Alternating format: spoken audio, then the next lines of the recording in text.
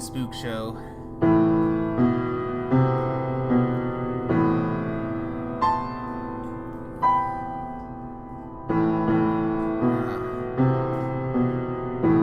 I'm Kerezsi, and it's wonderful to do this every week. I always start with a little piano intro right when I get to the theme. It's just bliss and beauty.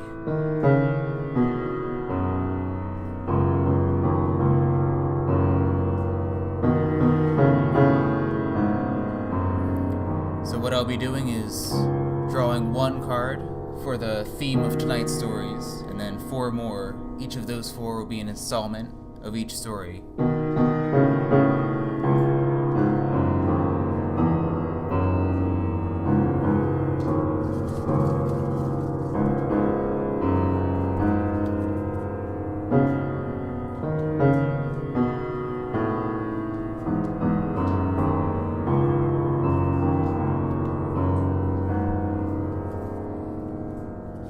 Alright, so the theme of tonight's story is gonna be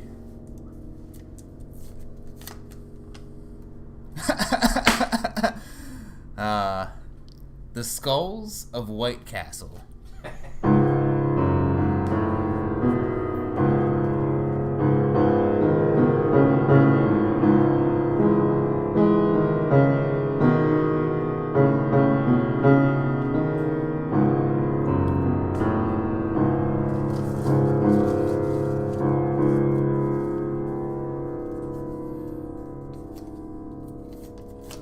Alright, this first story is called How Not to Make Hot Cocoa.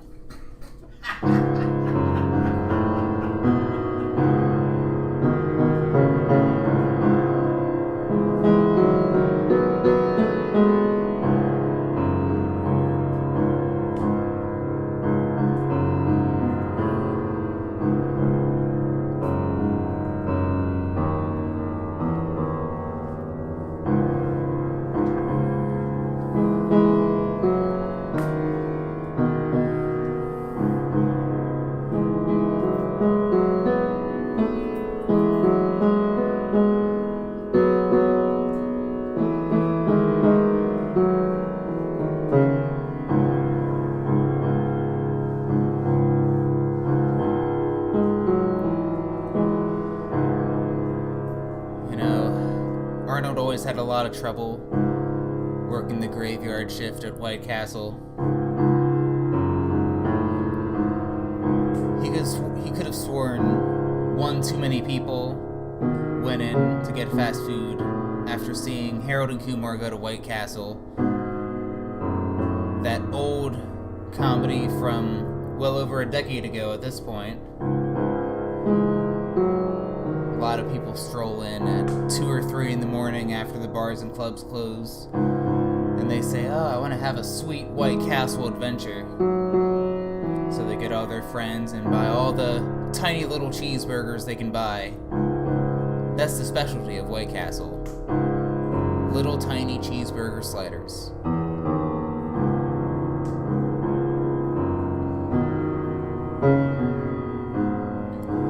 But it wasn't easy for Arnold to always work grave night shifts. He'd work 6 nights a week.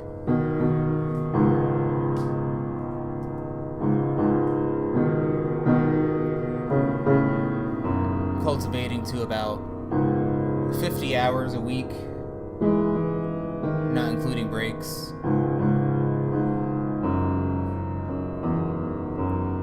It was grueling at the time, but he told himself, getting a hefty paycheck for it, it'll pay off in the end.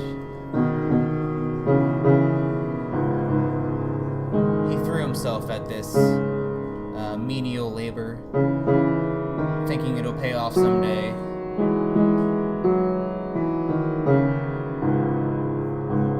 And that's why he did it.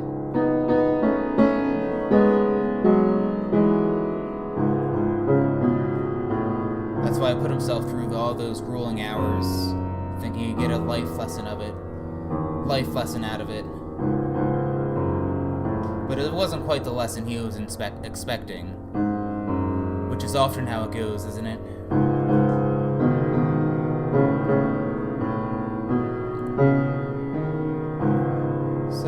starting his shift one night, or one afternoon rather.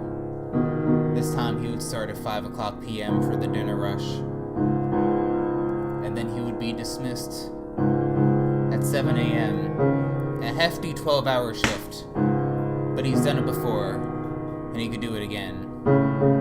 14 hours. He started at 7 p.m. and would leave at 7 a.m. He showed up at 5 p.m. anyway because he wanted to be like a good employee, but he was really just overworking himself.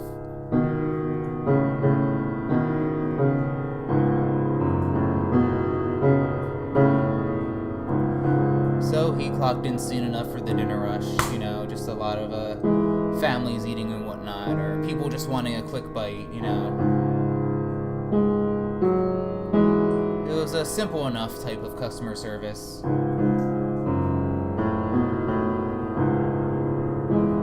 Nothing he couldn't handle.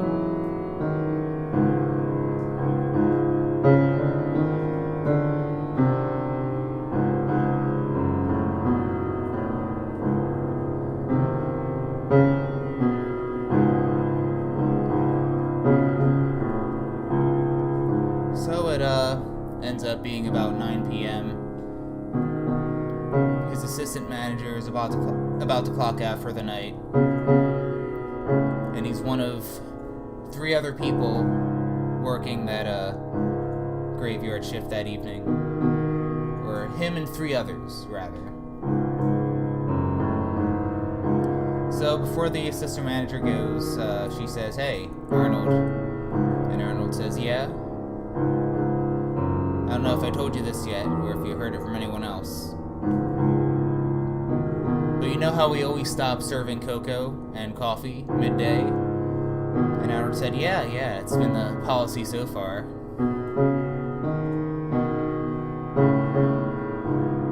So the assistant manager says, well, we're going to be serving coffee and cocoa all night, because a lot of people who leave after the bar rush, they want to get, sober up a little bit, get coffee, kind of chill out a bit. And Arnold says, oh, but it's such a pain to get the machine started again. And the assistant manager said, yeah, I know, but it's just our new policy now, the head manager's into it, I guess, just on a whim. So if anyone asks for coffee, just make them a cup. And then Arnold reiterated, that includes cocoa too, right? The manager said, yes, cocoa indeed.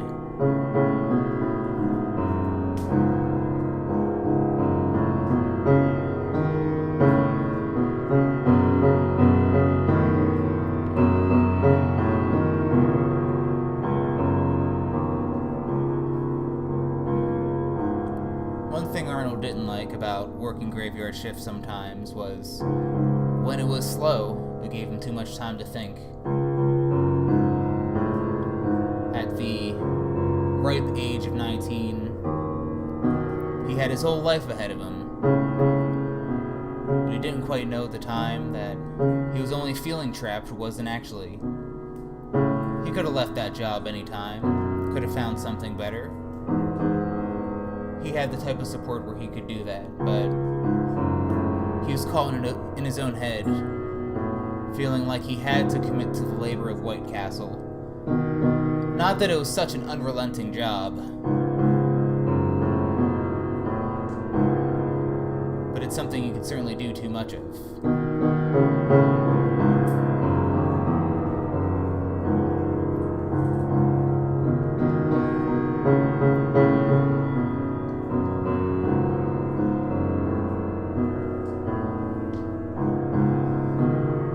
So it's about 11 o'clock at this point, and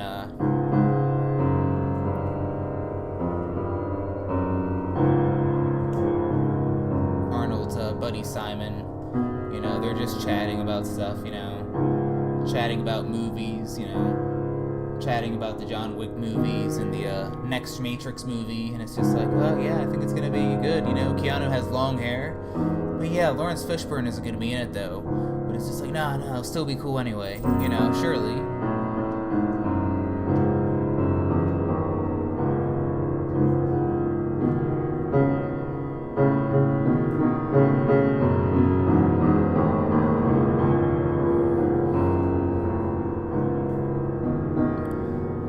customer comes in at about precisely midnight.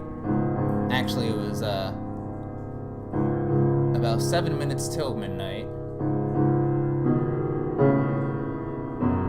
And he's wearing a dark green raincoat. When it's only been drizzling outside. He shrouds his face when he comes in and then pulls off his hood when he enters.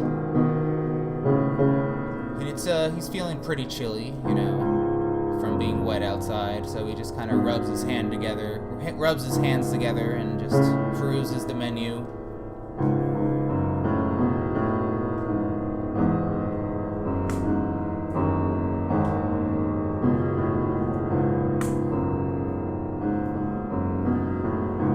Simon's operating the cash register. He's just like, oh yeah, what do you want tonight? And the man says, oh, don't you mean this morning? And then Simon says, oh, well, it's not technically midnight yet. And the other guy's like, oh, right, ha ha ha ha, you know. The two other people Arnold and Simon were working with are kind of losing their heads a bit for the mundane, late-night fast food joke, but at that point, Arnold and Simon were already used to it.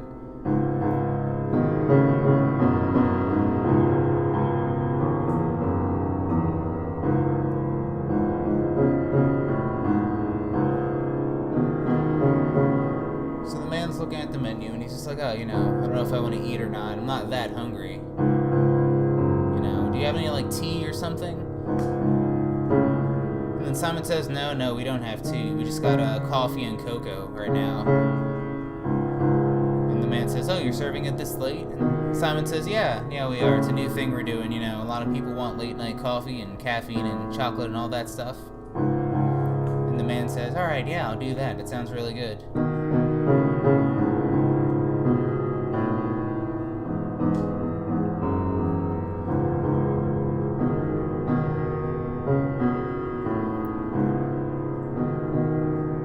Says, so yeah, cocoa sounds great. I'll have some of that. So Simon rings it up, and then Arnold, also working the front end, he's looking for a bag of cocoa to put in.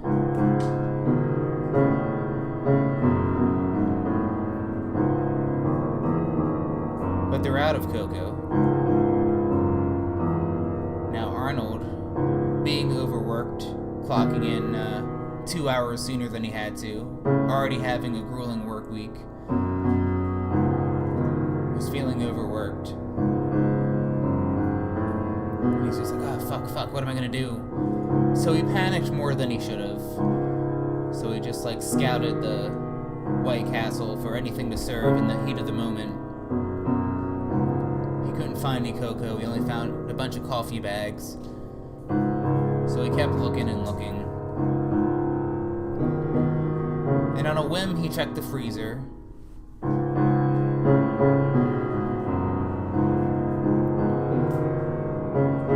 And as he's scouting the shelves, you know, just had a lot of White Castle meat and burgers and cheese and all of that, condiments, fries, you know, the works.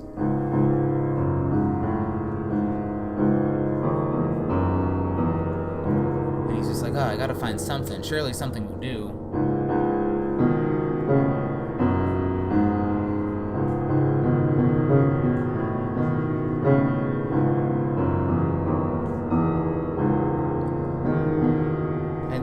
Middle shelf, tucked away in the corner,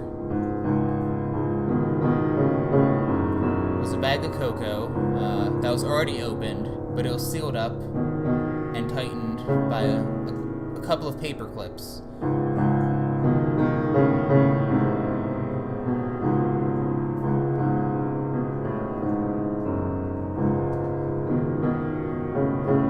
So he kind of just shrugs and he says, all right, this is gonna have to do.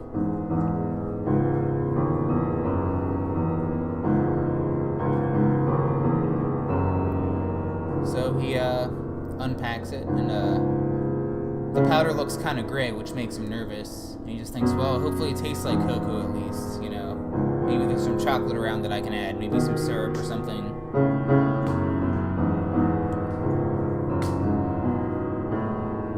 So he puts the cocoa into the machine, empties the bag into it, starts the hot water, and it's just... And he says to Simon, alright, it's going to be about another 2 minutes or so. And then Simon turns to the guy, he says, yeah, it's going to be ready in 3 minutes. And the guy said, alright, splendid, very nice, thanks boys.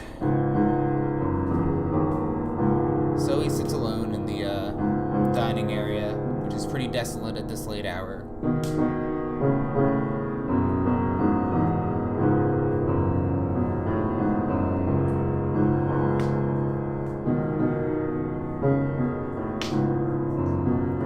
So Arnold, feeling pretty exhausted, announces that he's going to take a break.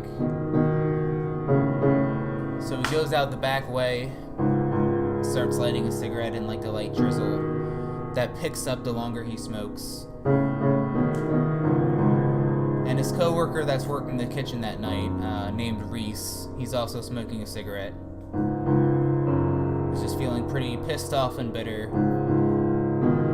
Not very thrilled about working that graveyard shift at that particular night.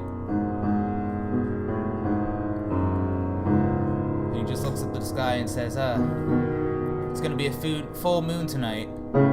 Too bad we can't see it because of this damn rain.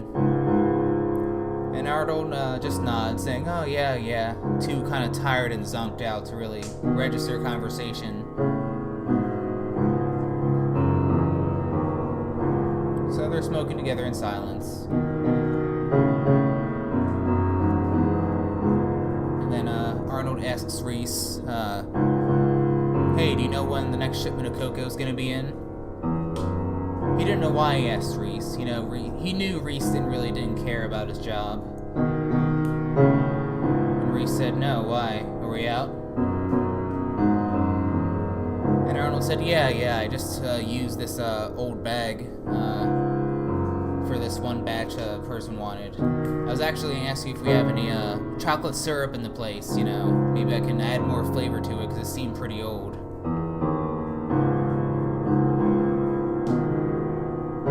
And then Reese looked very grim.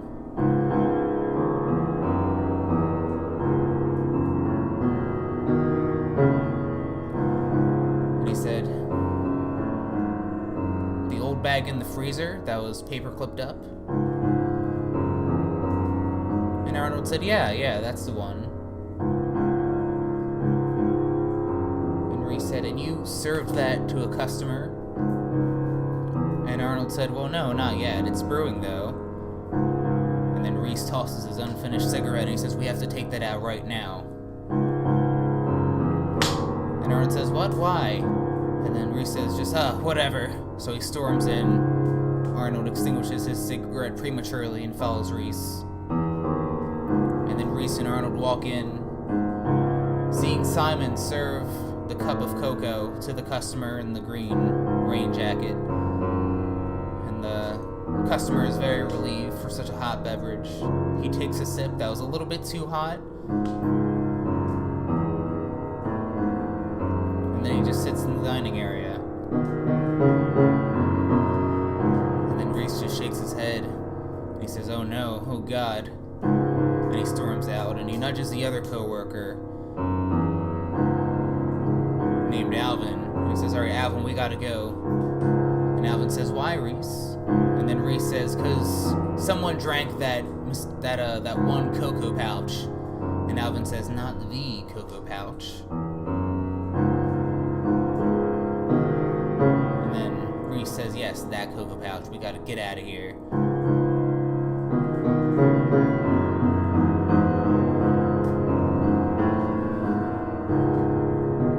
So Reese and Alvin are just quickly packing their shit. Simon and Arnold approach, and they're just like, oh, what the hell's going on? And then Alvin said, that's not how you make hot cocoa! And then Reese said, easy, easy.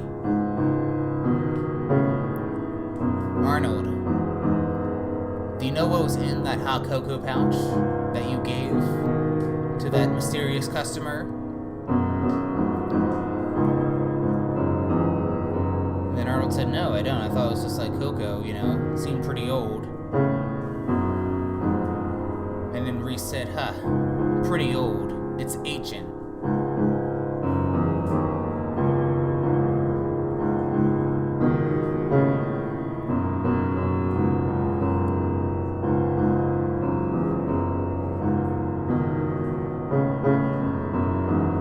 Because you see,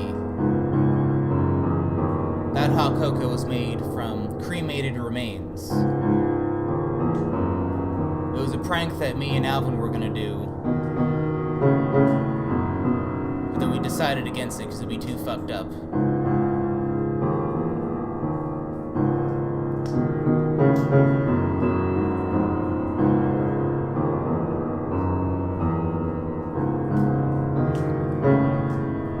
And then Simon said, well, it's just, we can stop him from drinking it, not gross him out too much, we can give him a free coffee or something to supplement it. And they said, no, you don't ever understand.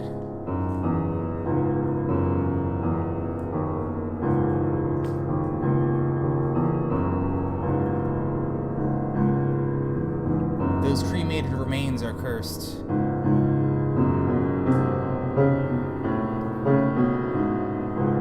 You see, those remains were the remains of 4 serial killers, all from different lifetimes. They were sold to us in the back alley of this White Castle. We didn't know what that person's deal was. We asked him, why are you selling this at a White Castle? And he says, it's just part of a tradition, We thought, oh, that's weird, but we'll take the remains.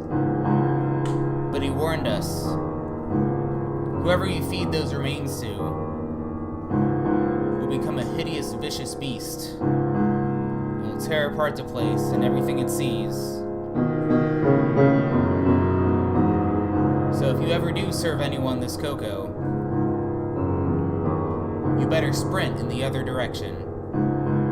And that's what we're doing now. Reese and Alvin were finished packing. Without saying another word, they just left.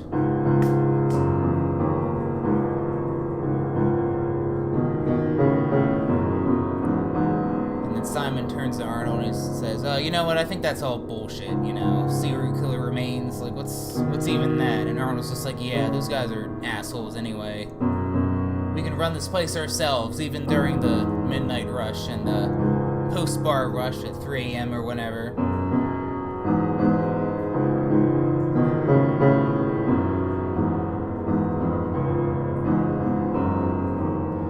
And then Simon's just like, yeah, we can totally pull that off.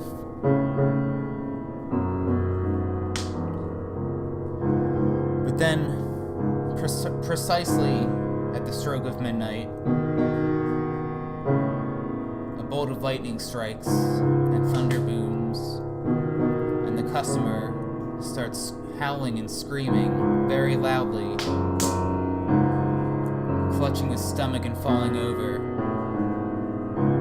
It was the most vicious, blood-curdling scream that either Simon or Reese ever heard.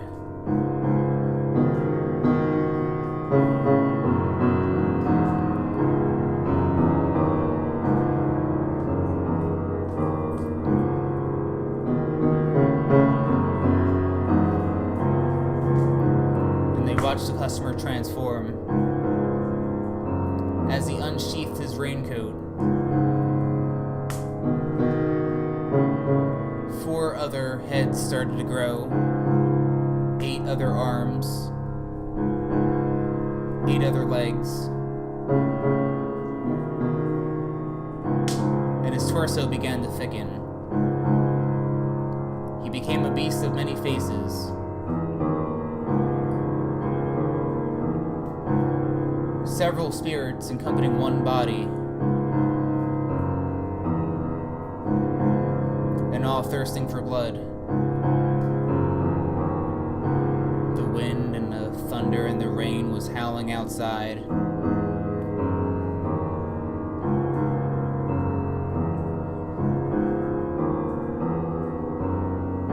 And then Simon backs away and he says, I don't get paid enough for this, and he just starts to sprint out. And he opens the door and the wind comes in and all the napkins are swirling around in the room. And then Simon beckons to Arnold, Arnold, we gotta get out of here.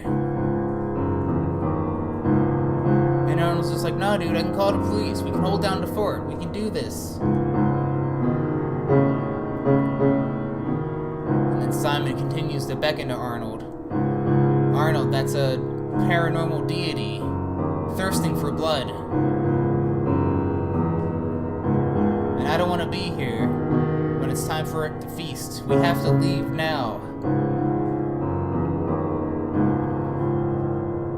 And Arnold says, yeah, but maybe we can just like hide away nearby, you know, so we can clock out for our shift and all. And Simon says, clock out? What do you mean? And Arnold just says, well, you know, I'm still on my shift, you know, I was hoping for like a big like pay this, you know, I wanted to get like more installments on my car and all that. And Simon just says, Arnold, we gotta get out of here right now.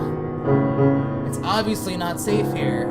And then Arnold's just like, yeah, you know, but I think we can wait it out. You know, I think if we trap the beast in like a broom closet or something, wait for a police to come with weapons and whatnot, and they can just like use some force and it will be taken care of. And Simon just said, Arnold, you're gonna die here if you stay. And then Arnold says, well, you know, if that happens, you know, so be it, you know, as long as I get to, if I do die, as long as I get to do what I believe in. And I believe in a hard day's work. And then Simon just slowly shakes his head. And he says, Arnold, it's just a job. And Arnold says, well, it's more to me. And Simon, knowing he can't say anything else to persuade him, leaves Arnold with the transfigured beast, snarling and howling, through the dining area of White Castle.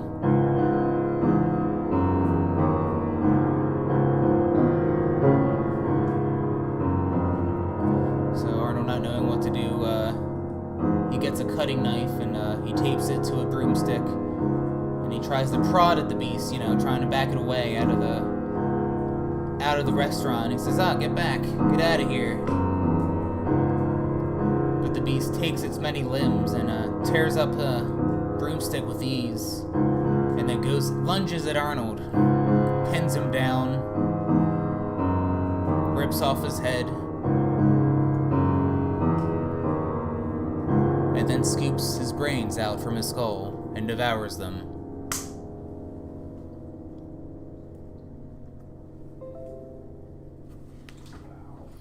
Yeah.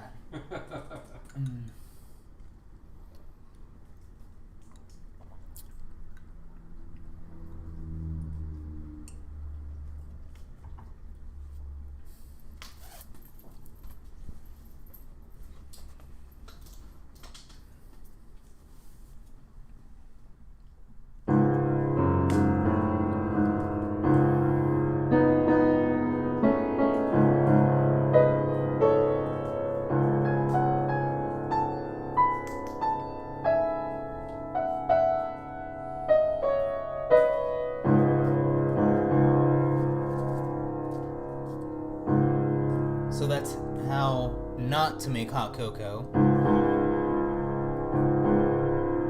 in the framework of the skulls of White Castle. That's one skull down. I don't know if it's a skull by skull basis with these stories, but we shall see.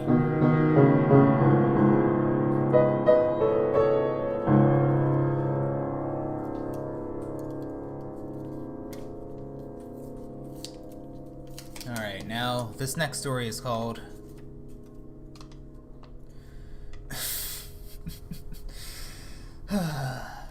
The Amazing Man Spider.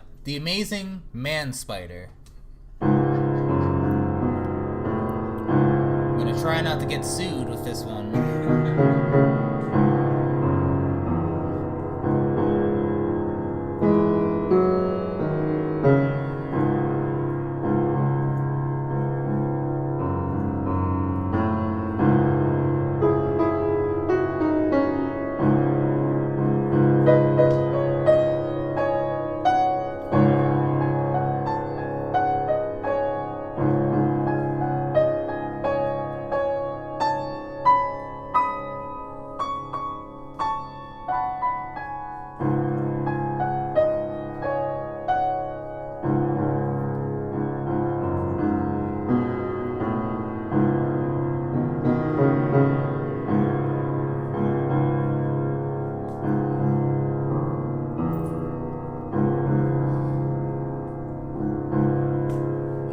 one uptick in business that the White Castle on Allen Boulevard would always have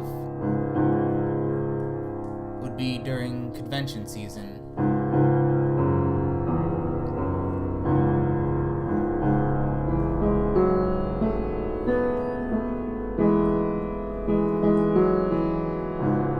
It would be near the town's sports arenas, as well as the town's convention centers.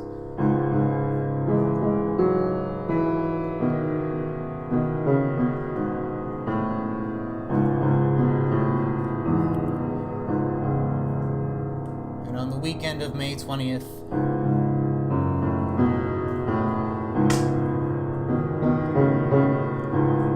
there was a parking lot Comic-Con outside the convention center. It didn't attract the usual commercialism that comes with Comic-Cons these days. Nah, these were people just in the comics, people who collected them, people who made them, whether it was a commercial, Marvel or DC piece, or just a locally published zine. In this parking lot convention, everyone just sold all the comics that they liked, all their personal art that were iterations of themselves. It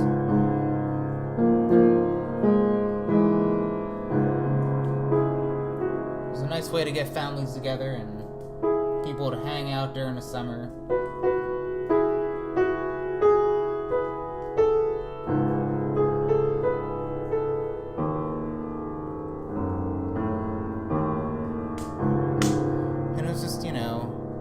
Everyone just got together. It kind of took the shape of a tailgating party in a parking lot before a sports game. People had barbecues. People just had it was just like a nice little town get together. And one place that was close by where everyone would usually eat afterwards would be the White Castle on Allen Boulevard.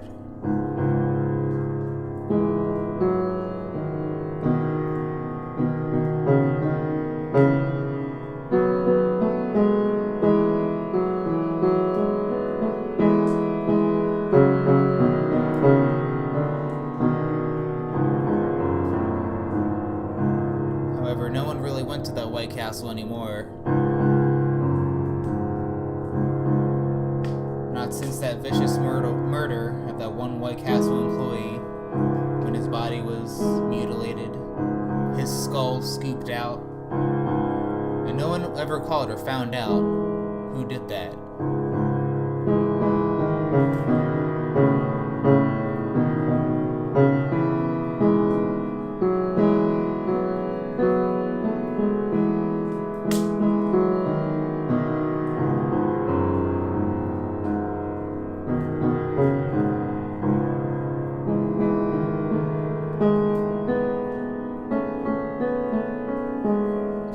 Went to suspect Simon, Reese, and Alvin,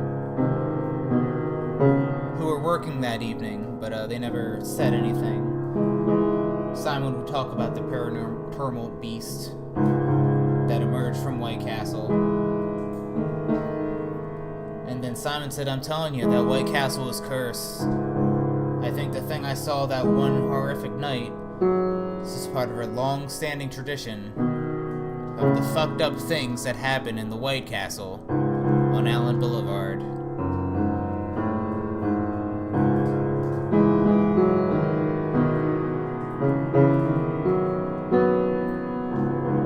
So, people who ran that White Castle, they still wanted business. They tried to rebrand it a little bit, They didn't want anyone to think of that horrific murder when they would eat those goddamn delicious sliders.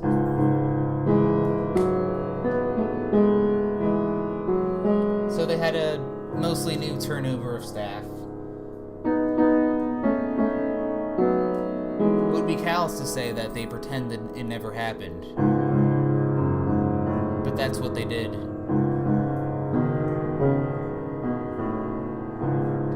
And the town forgot about it enough so that people from the parking lot comic convention could swing by Island Boulevard for some burgers and whatnot, and just hang out there. That was one thing that was special about this White Castle. It was a place you can hang out. It was a community center in some ways, which you can't say that a lot about most fast food places, but you could here. Which makes it more upsetting that people just brushed off that mysterious murder. So as the sun began to set, people from the convention came in and started to be crowded at first.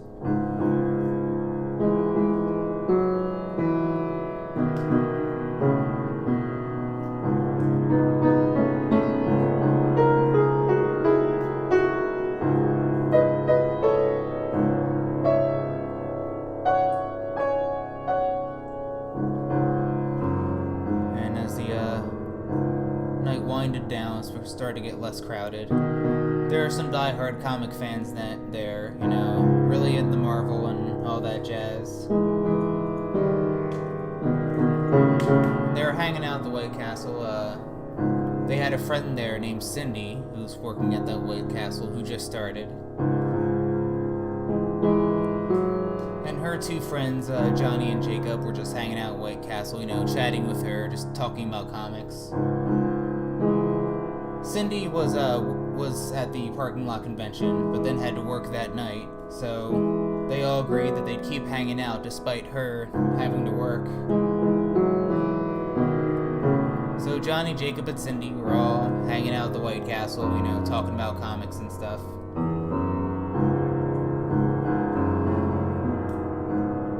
So,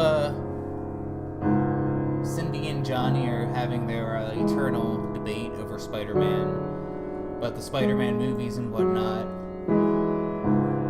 Cindy pretty much gave up on Marvel and considered most of the enterprises just like a cash grab and whatnot. She was telling Johnny, this is the third Spider-Man franchise in 15 years, who really needs it? And then Johnny's just like, no, but they're getting it right this time, this Peter Parker has like an accent now from where he's from in New York, and it's great,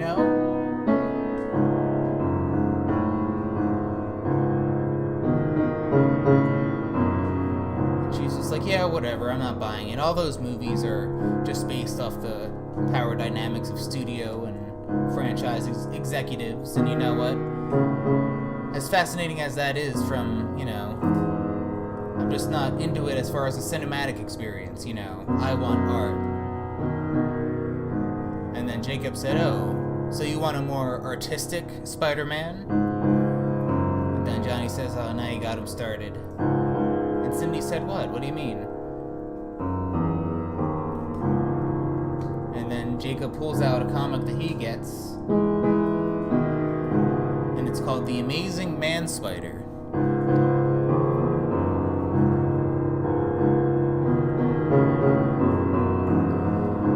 And he's just like, yeah, this is like Spider-Man, but it's actually a more grim, realistic look of how someone actually gets spider powers, Spider-Man makes it all cool, he can jump really high and shoot like webs and stuff with little inventions he did. But if you were actually bit by a radioactive spider and got spider powers, you'd become a very grotesque beast, like the Fly or something. And Cindy's just like, oh, so it's about the harrowing human experience, about that. And Johnny says, yeah, exactly. And Jacob says, yeah, exactly. But Johnny agrees. It's not that he doesn't like the comic, but it's just like, yeah, I'm more of a Spider-Man guy, whatever. And then Jacob says, yeah, I picked up some comics at the parking lot,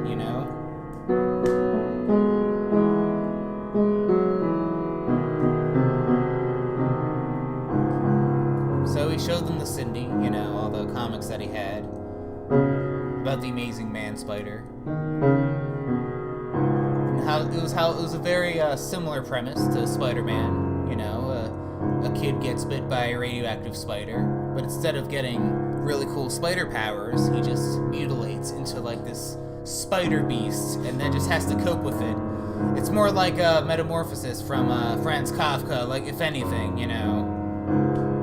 And he has to deal with that torment forever of being just like this giant spider monster.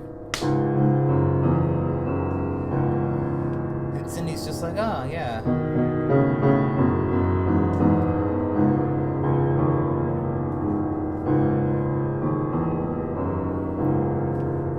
So Cindy's reading the comic and she's just like, oh nice, I could totally get into this.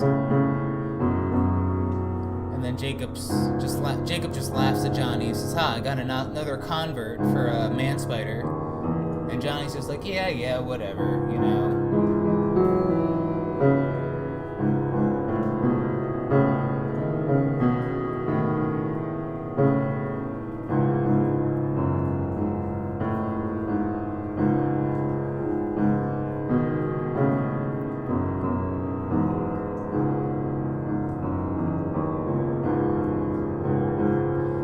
So, you know, the night goes on and Cindy's going about her shift and Johnny and Jacob are just like chatting with themselves, chatting with people who come in, and also chatting with Cindy when she has a free moment.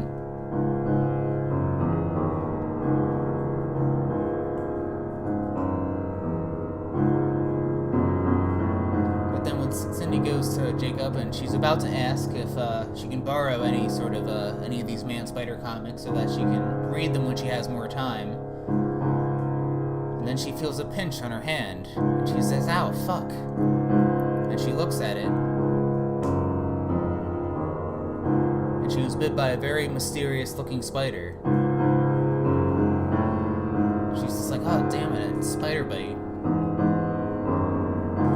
And then Jacob's just like, what? And then Cindy's like, yeah, I got bit by a spider, you know, kind of like a Spider-Man or Man Spider or whatever. And then Jacob's like, oh, what did the spider look like? And then Cindy says, oh yeah, it's on the counter actually, it's right there. So Jacob looks at it, examines it, notices the patterns on its back and all of that. And then he goes back into the comic. And then he reads it, and it's the same pattern as in the comic. And then Jacob says, Cindy, you were bit by the same spider that Man Spider was bitten by.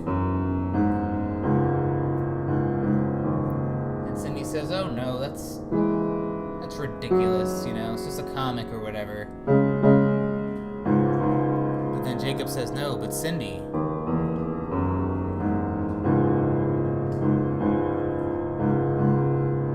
Man Spider was based on a true story. And Cindy says, what? And then Jacob says, yeah, that's the cartoonist made this comic about his friend who's bit by a spider and then steadily turned into a spider. And then it's a tragic portrait actually, but he made it into like a badass like kick punch kind of comic to like make some money off it. Just how you did in the 90s, I guess. But yeah, you have to like see a doctor or someone.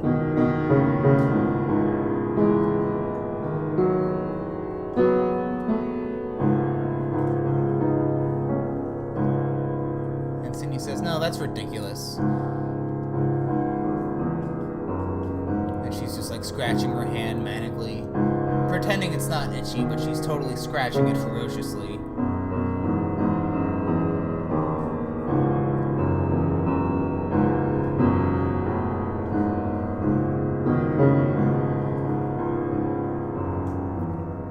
So the night goes on, and Cindy's doing her shift, and eventually Jacob and Johnny leave, and Jacob says, but seriously though, see a doctor. I don't want to see you turn into a man spider or something. And she's just like, oh, I won't, whatever. But she's still itching the spider bite.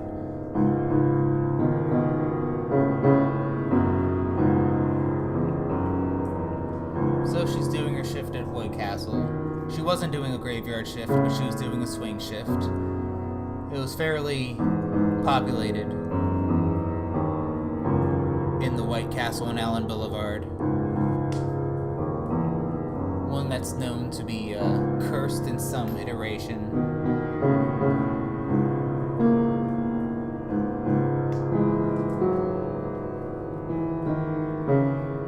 So she's going through her shift, you know, doing a cashier job, trying to be charming with the customers, you know, trying to be friendly and all that, you know, getting the orders right, you know. It was very simple work, ultimately, in terms of the tasks involved.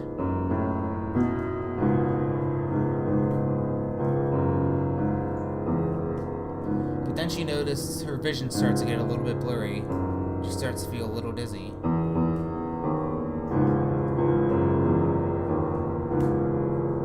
She has trouble focusing on conversations and on the customers.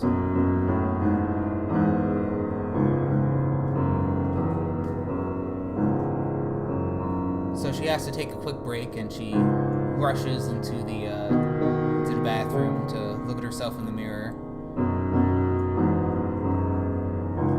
And then when she looks at her face, she sees all these little sores start to appear.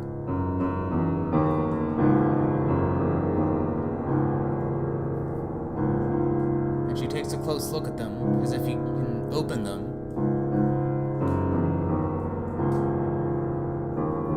And she realizes there's pupils behind them.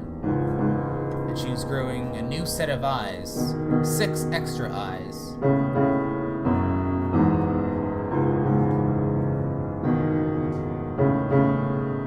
So she rushes into the stall and then lifts up her shirt, and she sees tiny little sprouts coming out of her torso. And she says, "Oh God."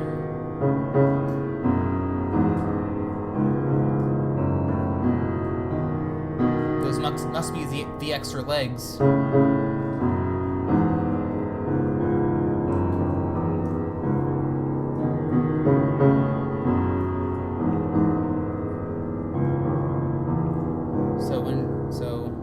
When she realizes this, she rushes out of the bathroom and tells everyone that she's extremely sick and has to leave.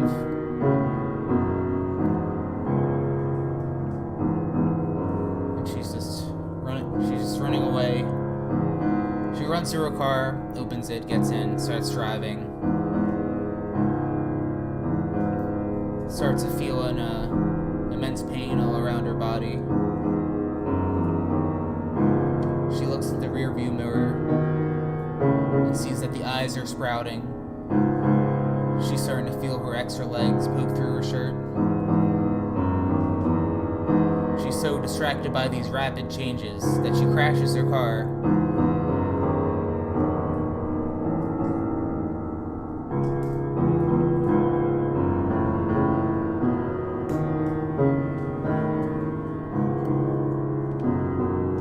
Herself unconscious from the crash.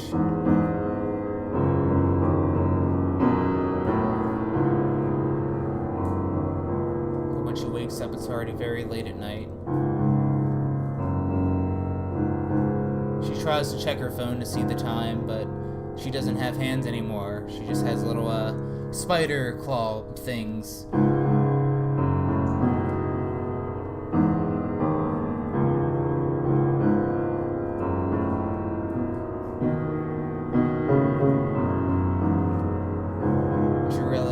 She's more spider than person at this point.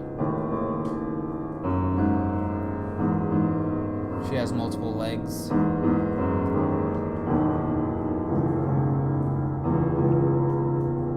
She's still fairly sentient. She still has human thoughts. But she can feel her humanness drift away. And we have them more... They're becoming more spider-like.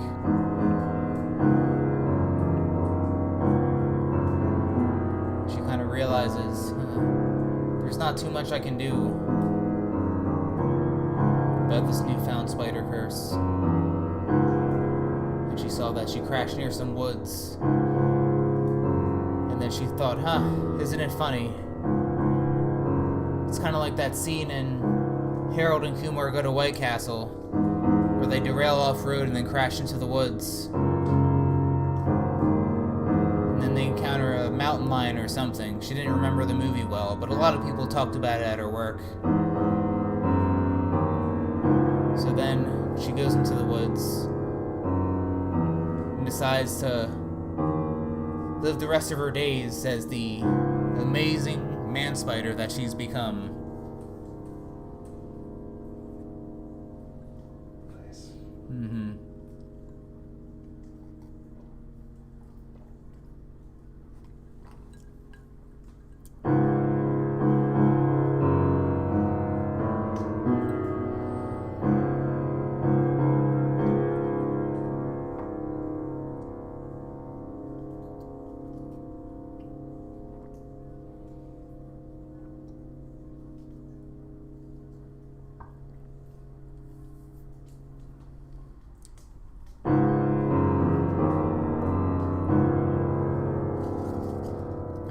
This next story, in the spirit of the Skulls of White Castle, is called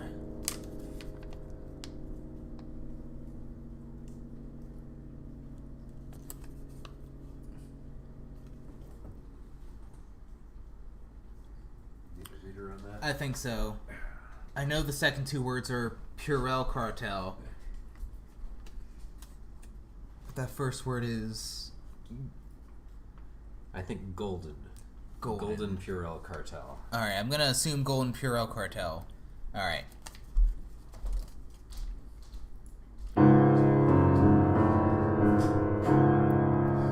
And this next story is called Golden Purell Cartel.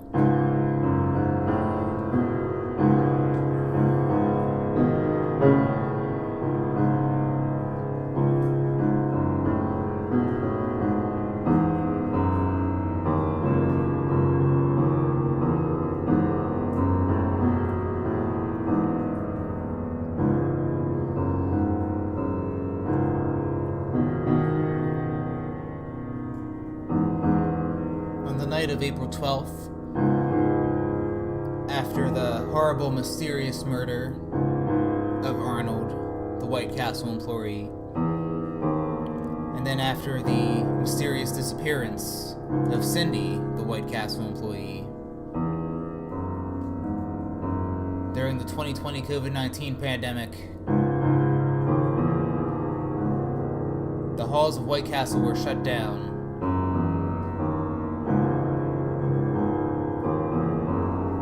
With the exception of drive-through service, the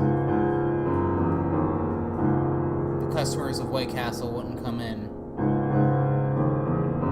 They would do curbside pickup and drive-through. White Castle knew that nothing else was really open.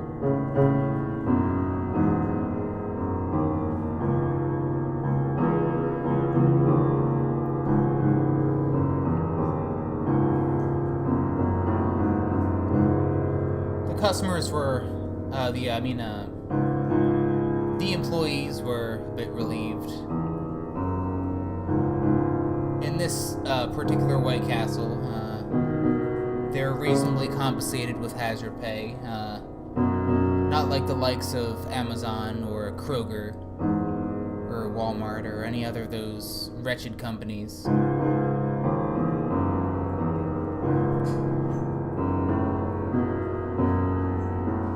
This particular White Castle, coped with the pandemic as well as a business could. They kept limited hours and kept their staff employed, practicing social distancing measures.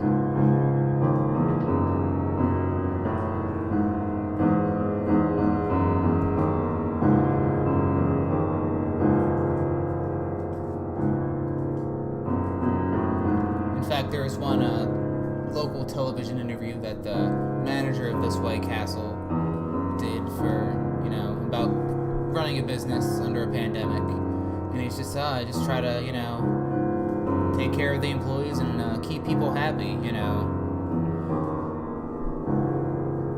And then he was asked, yeah, but what about the vicious, mysterious murder of that one White Castle employee you had, where the cameras were cut off?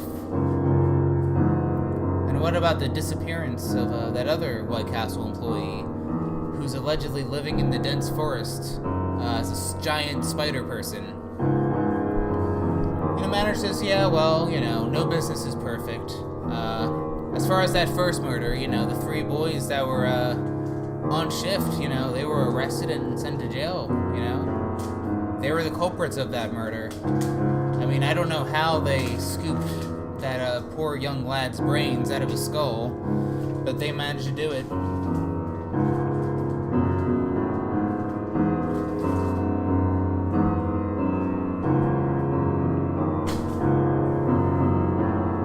And as for that other employee, Cindy, who, as far as I'm concerned, she quit without giving her 2 weeks, There's no evidence that she's now this mysterious spider person living in the forests, capturing people who wander into her web. I don't know if she's like the spider queen or whatnot, I wouldn't know of anything about that deity. I mean, a former employee. But, White Cat Wits, we're just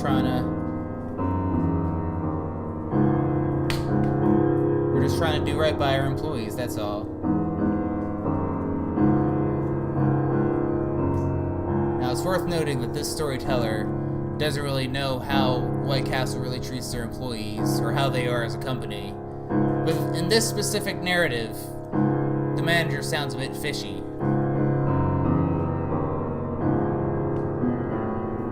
So, on the night of April 12th, everything was still locked down. But they still had their drive-thru operational. They had a limited staff.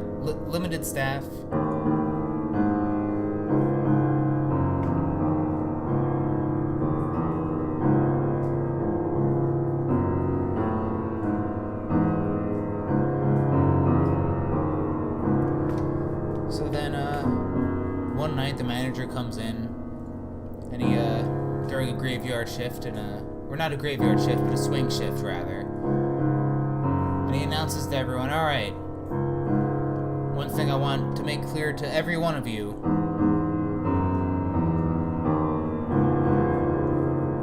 is I'm going to have some people counting stock in here that has nothing to do with White Castle. And I just want you to pay no mind to them and to not ask them what they're doing and generally not worry about it.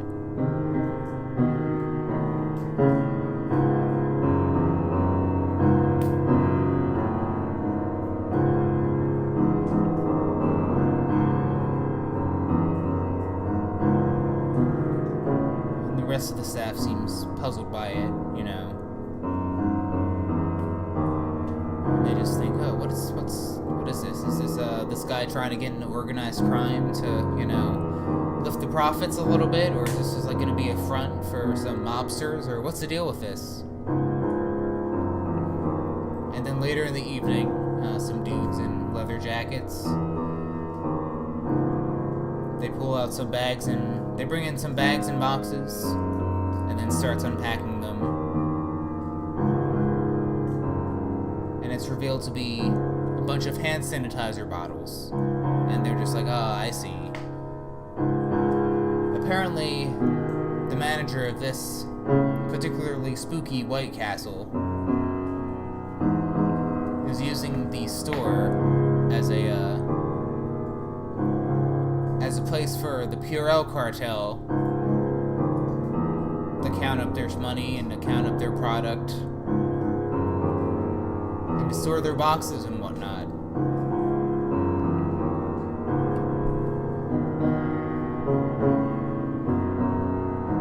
Now, by Purell cartel, what that means is this is not a pre-established Purell cartel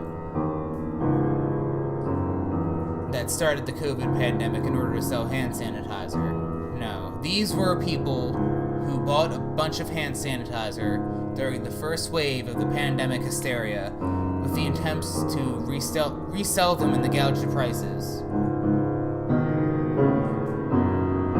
And apparently the manager of this mysterious White Castle was a part of this scam and used his dining room for storage and all that stuff.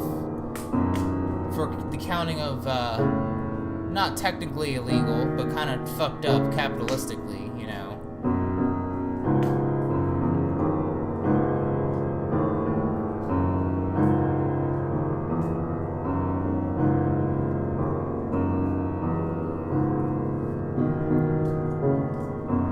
So one night, there's this one White Castle employee named Jonathan. He just started at that location after Sydney quit. He ended up taking her position. But he's watching these guys, you know, count their Purell goods and whatnot.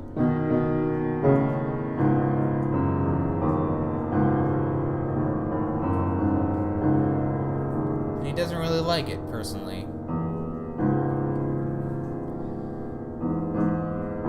So he goes up to them, and he says, listen, I get that all is fair in love and capitalism, but don't you think it's fucked up that you're hoarding potentially a medical need for a large string of people who need it more,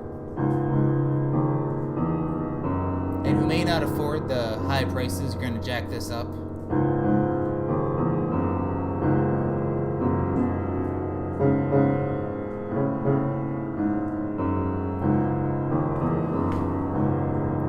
One of the guys in these leather jackets, named Cochran, he says, you know, this is just how it is, kid, you know.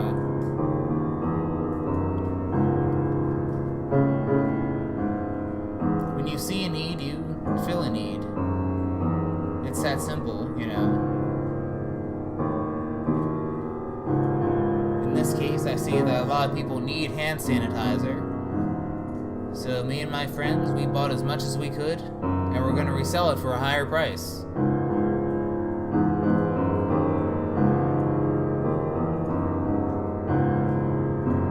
And then he says, here, you can have a free bottle here. So he hands him a 3-ounce bottle of sanitizer. And then Jonathan just like throws the sanitizer at him. And he says, I don't want it.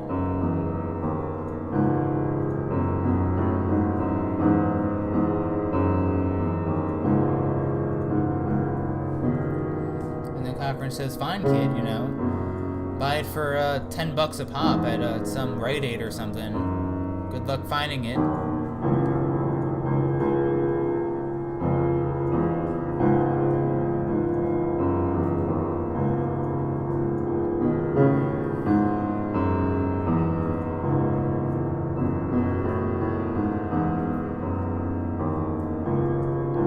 So then Jonathan goes through his shift, feeling very frustrated about the dudes in the leather jackets. And he says, man, they don't know anything about this White Castle, you know. They don't know anything about the mysterious murder. They don't know anything about the mysterious disappearance of that one employee that might be like a spider person in the woods. I don't know.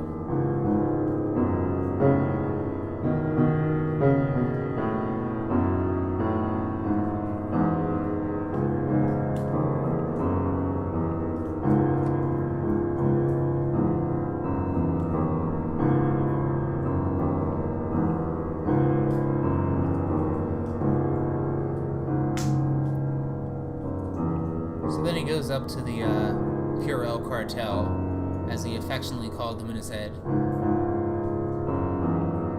And he says, oh, you know what?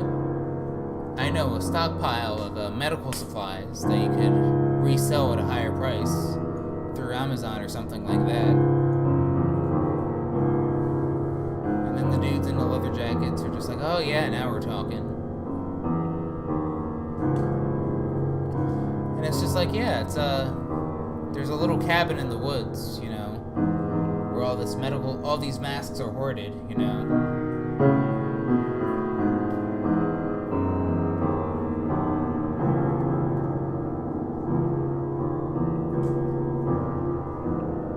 Apparently the federal government was running out of warehouses to hoard them. But they started to just pick random locations in different forested areas so they could access them quickly for that specific region.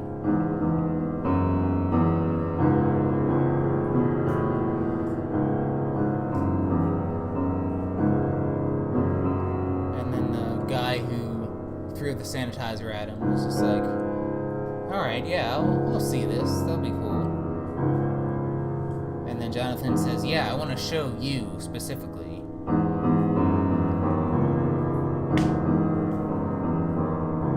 And the guy who presented the hand sanitizer initially was just like, alright, kid, alright, I'll bite. I'll see what you have to show us. So later that night, the guy in the leather jacket follows Jonathan in his car up to the woods.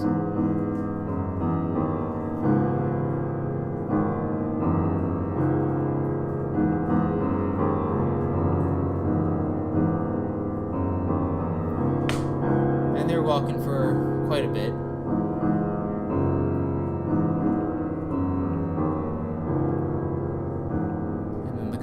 Jacket is just gripping his handgun that he has, you know, not really trusting the situation.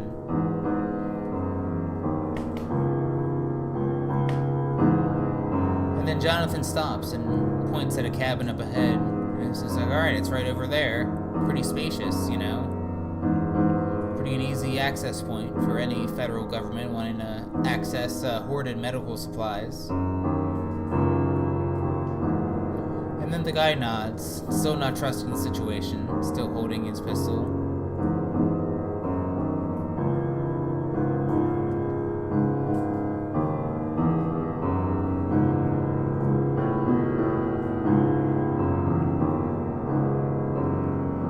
And then he's walking toward the cabin, and then he suddenly stops, feeling like he's being caught in a web. He's just like, what the hell is going on? And then he looks up, and then he sees the vicious fangs of Cindy, the man spider that was transformed, that Jonathan took her job.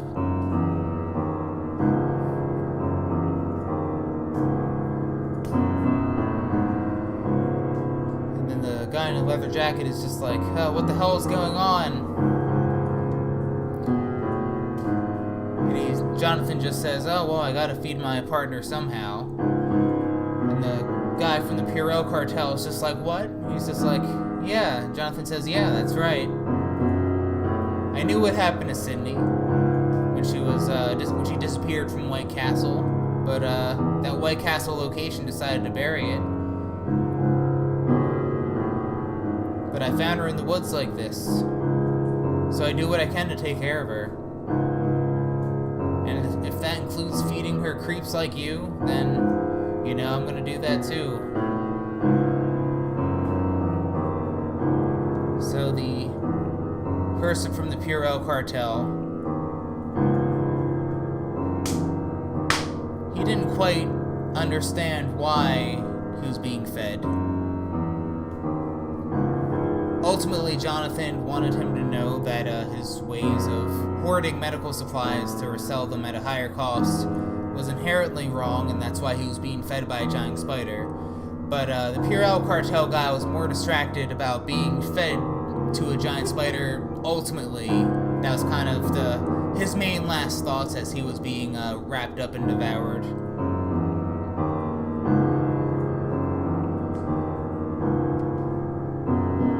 Those thoughts didn't really dawn on him when he died, but you know, sometimes there are only things God can explain.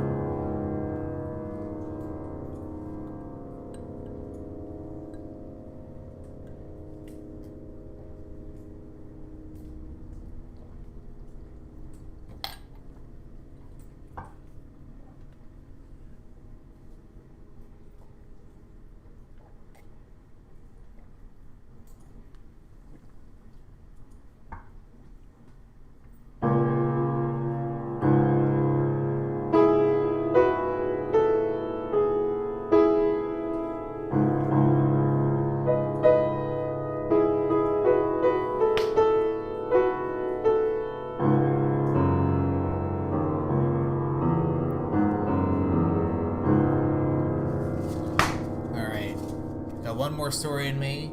I really like that it's at a White Castle, and I really just want to bring it home, you know? Yeah, it's see what this last one is. I think fast food fiction is like its whole thing, and I want to do this last one right. All right.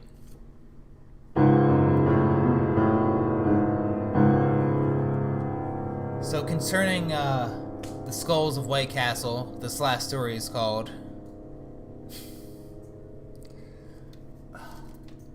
The Cow That Never Sleeps. You pray to the spook gods and they answer.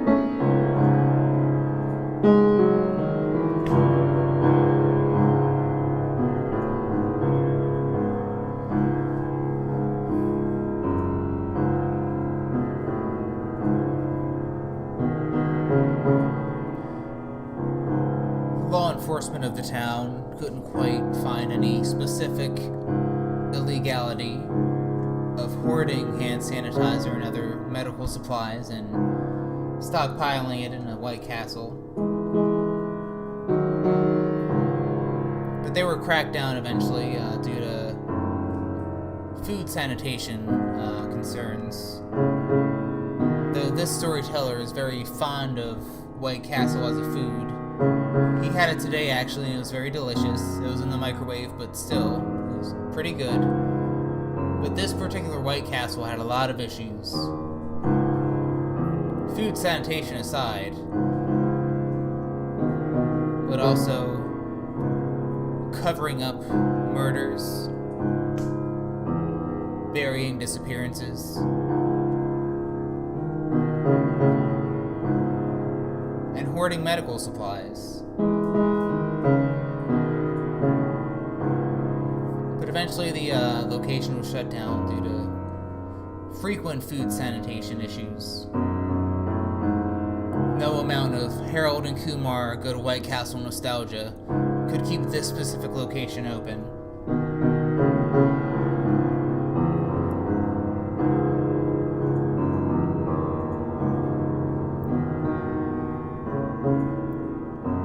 As the months passed, with the property being unattended to,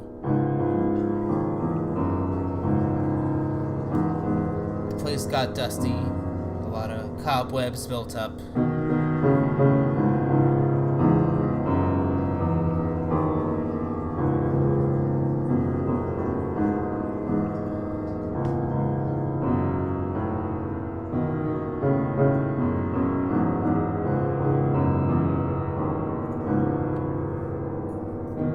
Eventually, a lot of people didn't pay the White Castle any mind. People out of town would just drive by and they would just be like, "Oh, is that a White Castle? Let's go." And someone else would be like, "No, it's closed." And it's just like, "Oh, let's go somewhere else." And they go to like a Burger King or a McDonald's or Arby's or whatever.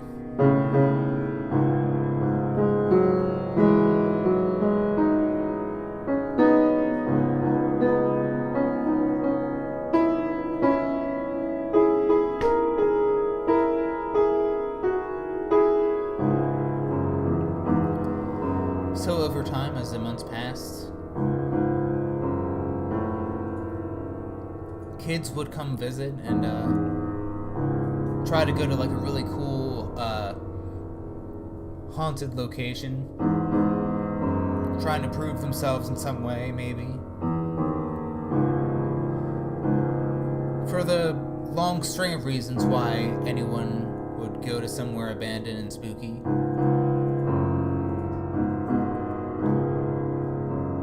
Maybe to prove themselves, maybe to see something beautiful aesthetically, or maybe to just have a new, enthralling experience altogether.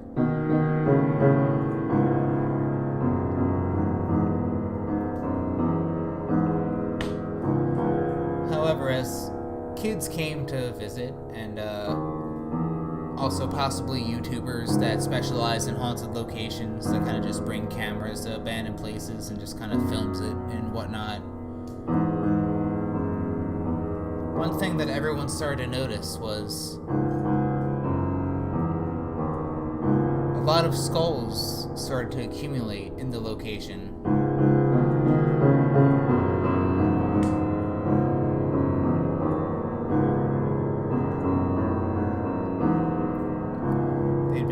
Of the room. Sometimes they'd have candles on them.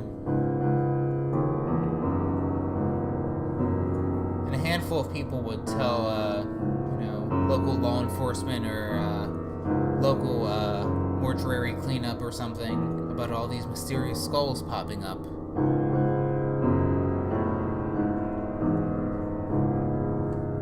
And then it started to get a reputation in the town, just being all like, where the hell are these skulls of White Castle coming from?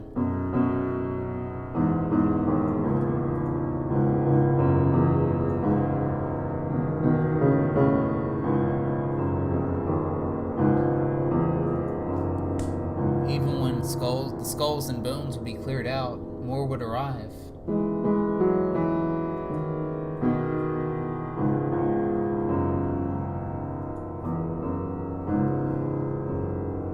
And then it got the attention of a private investigator.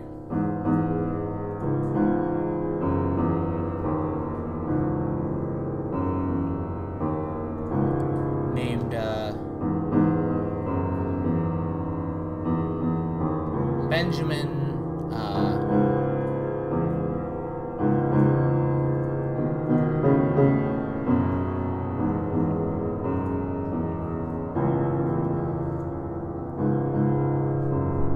say Benjamin Hatt, for the sake of argument.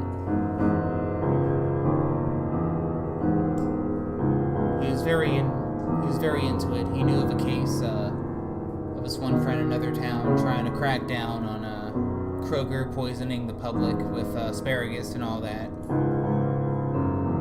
And he got really into this White Castle business. So Benjamin Hatt decided to investigate.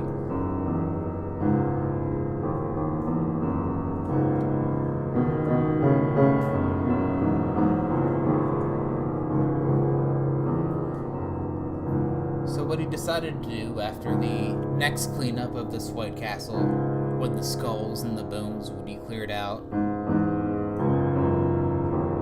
he would stake outside of it to see if any activity happened.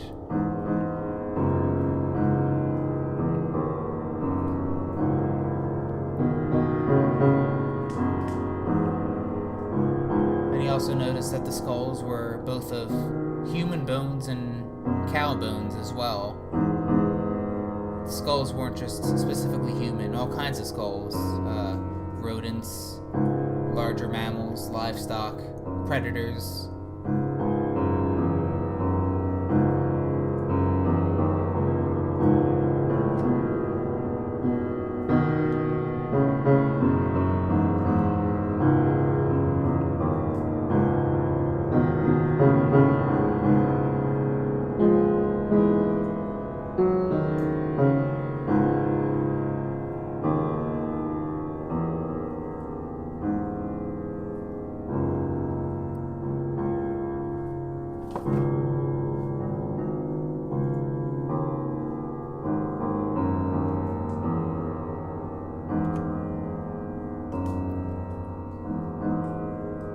Spent a lot of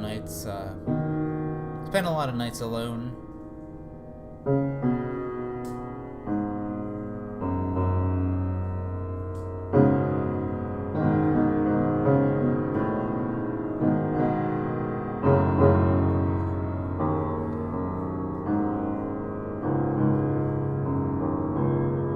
Night by night, no activity. Sometimes he'd see some squirrels or something, try to hang out with them for a little bit.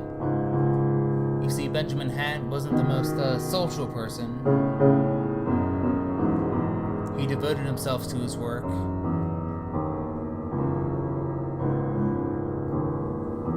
Probably didn't spend enough time with people.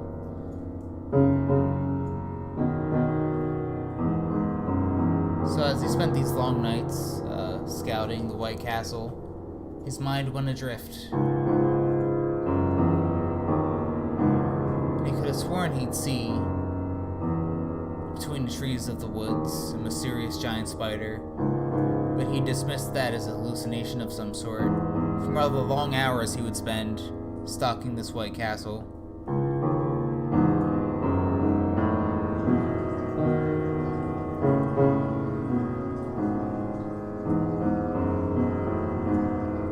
But then there was one night he saw people carry some bags inside of the White Castle.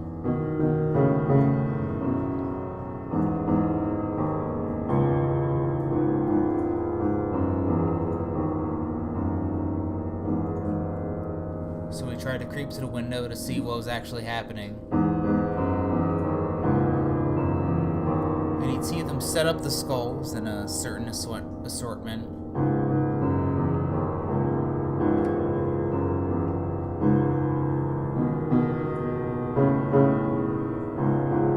Setting them up all around the room and all that. And you'd think, what the hell is going on?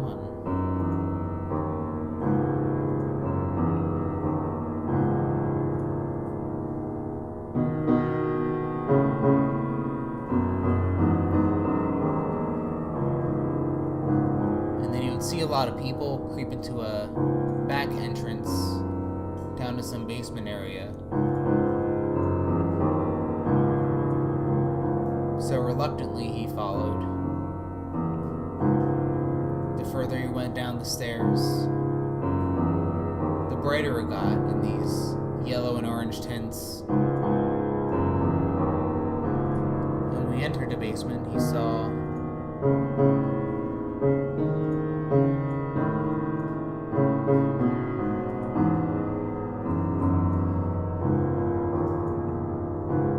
a cow there, and several other people, all wearing White Castle hats and shirts. So Benjamin crept forward and he says, What's going on here? And one of the people said, "Welcome to White Castle. Can I take your order?"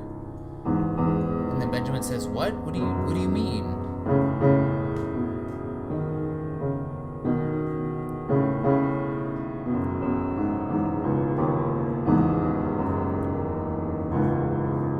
So the person repeated, "Welcome to White Castle. Can we take your order? We have a special on sliders today, you know.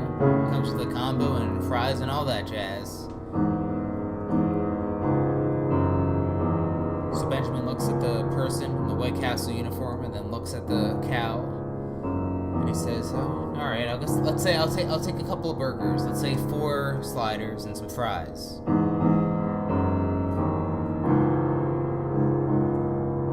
So the White Castle employee says, "Coming right up."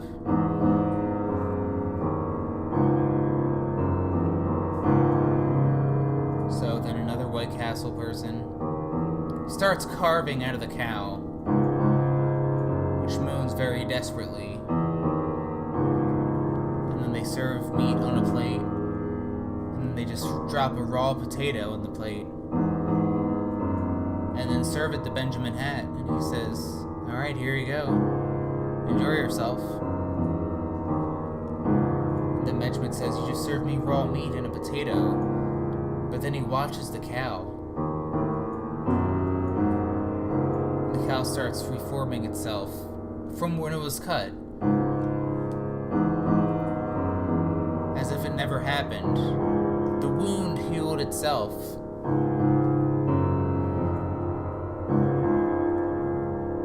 And then another White Castle employee who was in charge of serving sodas and whatnot just shouted out, "This cow never sleeps and never dies." So Benjamin Hatch says, well, I mean, this is a marvel in science, you know. It doesn't make any sense to really hoard this beautiful creature.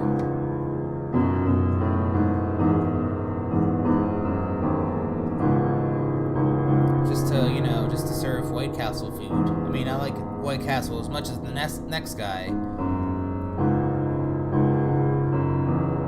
But this cow should be studied. Maybe we can learn something about curing disease and ending suffering before we end life and all of that.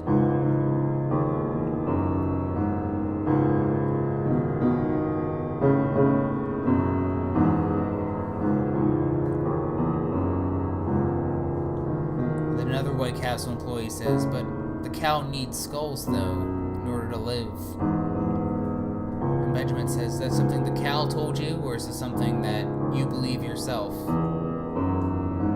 And the White Castle employee didn't answer. And Benjamin said, that's what I thought. And then Benjamin said, alright, I'm making a citizen's arrest here. I'm taking this cow out of here. The skulls of White Castle can wait. This cow must be known about, you know.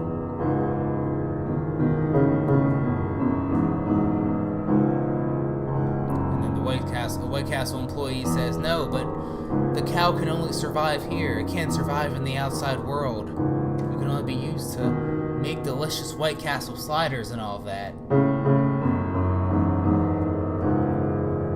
And then Benjamin says, yeah, well, a cow just living only to be slaughtered over and over again. There's no way to live in my book. I'm taking this cow out of here to be treated right, so we can learn from it and advance the species in some way. So Benjamin takes the cow. It's reluctant at first, but he ties a rope around it and then pulls on it, and the cow reluctantly complies. The employees try to stop him, but they're too malnourished to really put up a fight, living on raw meat and White Castle burgers. As good as White Castle burgers are, it doesn't really, not the best for any sort of, like, physical endurance, you know.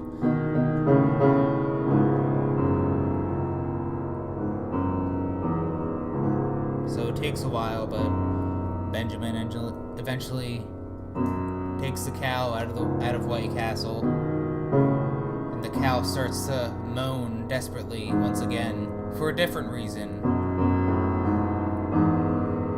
It's blood-curdling even. And Benjamin says, come on, I want to take you somewhere safe, let's go. So Benjamin does what he can to, like, shove the cow into the back of his car. There's barely any room for it. It's a very tight space.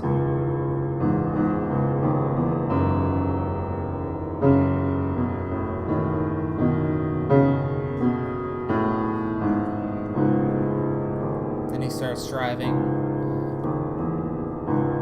but the cow keeps mooning again. It starts to shake itself a little bit. It gets harder and harder for Benjamin to drive. And Benjamin just says, can you quit it? We're almost to my house, you know. We can call someone, get a specialist over, and kind of, like, you know, figure out, like, what your deal is. Why you're seemingly immortal. Maybe we can learn from you. Maybe we can learn from each other.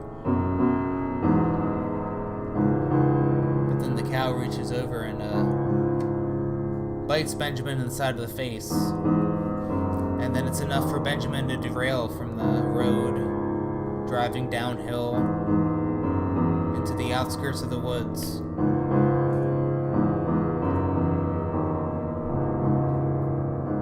And then he lifts his head up, his forehead's bleeding, and he says, this is very similar to that scene in Harold and Kumar when they get into a car accident on the outskirts of the woods. And before he realizes it, the cow jimmies the lock and then breaks out of his car and then starts sprinting toward the forest. And he heard stories about this forest. He didn't believe them, but he still didn't want the cow out alone. So Benjamin just says, "Cow, come back! Cow that never sleeps, please return." So he's running toward the cow, hearing its mooing and its moaning.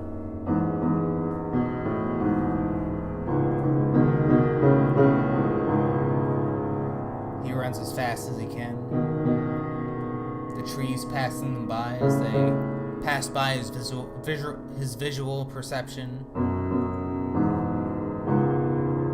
Some branches hit him. He goes through some shrubbery, some leaves, some thorns. Gets cut a few times, but he doesn't care. He just wants to save the cow. He wasn't convinced that those White Castle skull obsessionists knew what was best for the cow, but he thought he did.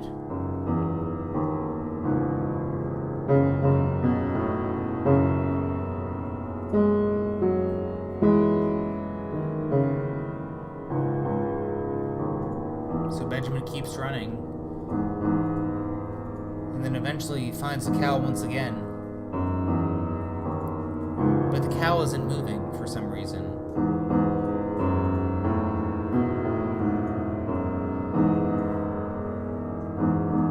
And he thinks, oh, the cow must be tired out or something. And he says, "Come on, cow." It occurred to him that he didn't know the cow's name. He's just like, "White Castle cow, cow that never sleeps. Come on, let's go. Let's go to some medical lab where you can be researched but not be mistreated. You know, we're not gonna like slaughter you repeatedly or anything." But again, the cow doesn't move. But then eventually, Benjamin sees above him a large, giant man spider shape. He didn't know it at the time, but it was Cindy, who previously worked at White Castle, coming down from her long web, ready to feast on its prey, the mysterious cow that never sleeps.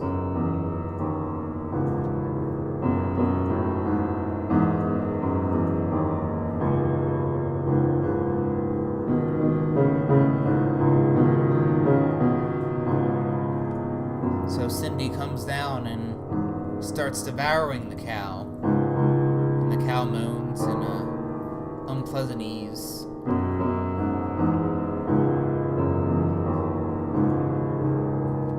But as Cindy takes more bites, the cow regenerates itself, you know. It doesn't seem to be too appeased by the pain. The spider creature seems confused and then takes more bites out of the White Castle cow. But still, the cow regenerates once again. So Benjamin is stuck watching this process of an immovable object encountering an unstoppable force of just this giant spider creature devouring this prey that can never be fully eaten.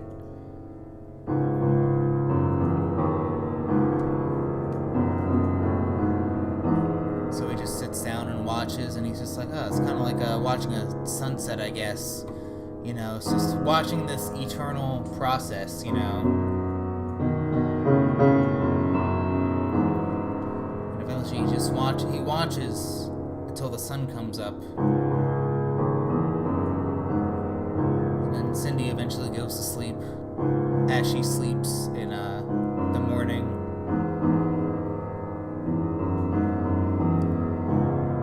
So Benjamin takes this opportunity to try to untangle the cow, this mysterious White Castle cow. So he goes up and tries to untangle the cow from her web. He's like, "Alright, cow, let's Alright, let me help you out here." So he does what he can. He takes a pocket knife that he has, takes some twigs that he finds, and tries to unravel the cow.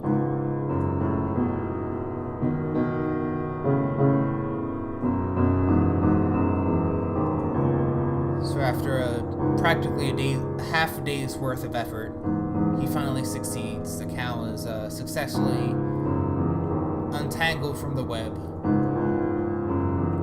Then Benjamin sighs in relief, and he says, "Alright, now let's, alright, White Castle cow, let's take you back to the car." But then the cow suddenly rams Benjamin into the web, and he gets stuck into it. And he's just like, "Oh no, what the hell?" And then the cow moves defiantly, and then walks off in the direction of the White Castle. He spends that whole afternoon trying to get uncaught from the web. Wrangles himself as much as he can, but only gets himself more caught into it.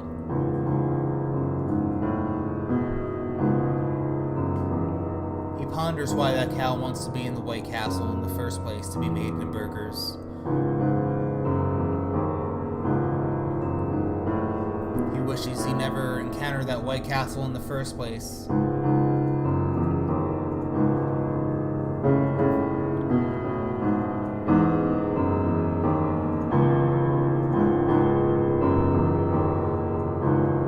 So as he tries to out-wrangle himself from the spider web,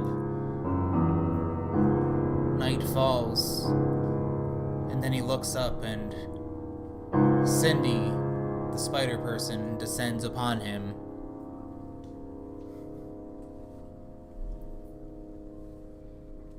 Nice. Mm-hmm.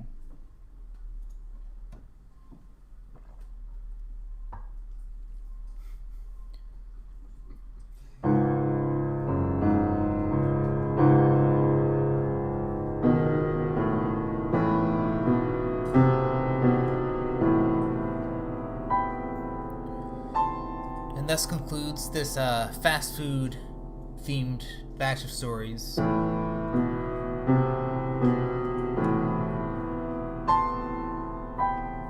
Good night.